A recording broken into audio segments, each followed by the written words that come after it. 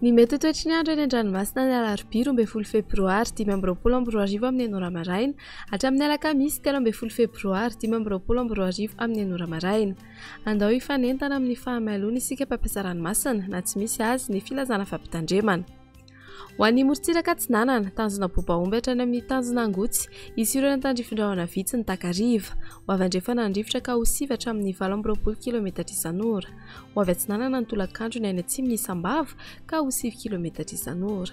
Adiny mpanonjana Anozam-be-Dranomasina, avy onjy iray hatramin'ny 1.5 metatra. Tanjona angotsy hatrany Mahanoro, anorana tandrifindrahona. Ho avy Atsinanana amin'ny ankabeny rivotra ka ho 7 km isan'ora. Adiny mpanonjana Anozam-be-Dranomasina, avy onjy iray hatramin'ny 1.5 metatra. Mahanoro hatrany Taolagnaro, anorana tandrifindrahona. Ho avy atsimo na atsimo Atsinanana ny rivotra ka ho 7 hatramin'ny 12 km isan'ora. Anozam-be-Dranomasina, avy onjy 1.5 hatramin'ny 2 metatra. Taolagnaro hatrany amin'ny tanjona Vohimena, isy tandrifindrahona miserana.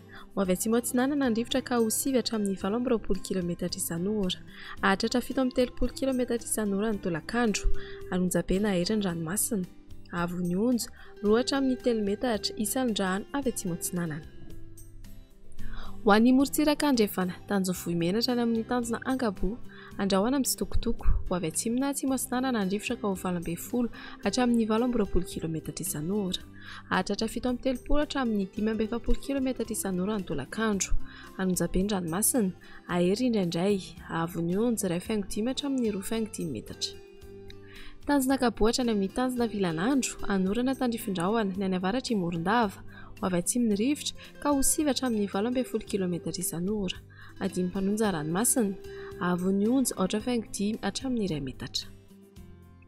Tanjona Vilanandro hatrany Analalava, anorana tandrifindrahona vitsy indrindra ny Voamaraina. Ho avy andrefana ny rivotra ka ho 20 hatramin'ny 20 km isan'ora. Ho tono ny ranomasina, avy onjy ho latsaky ny 8.5 metatra. Analalava hatrany amin'ny tanjona Bobaomby, isy tandrifindrahona vitsy. Ho avy atsimo andrefana ny fisokan'ny rivotra ka ho 7 hatramin'ny 12 km isan'ora. Ho tono ny ranomasina, avy onjy ho latsaky ny 8.5 metatra.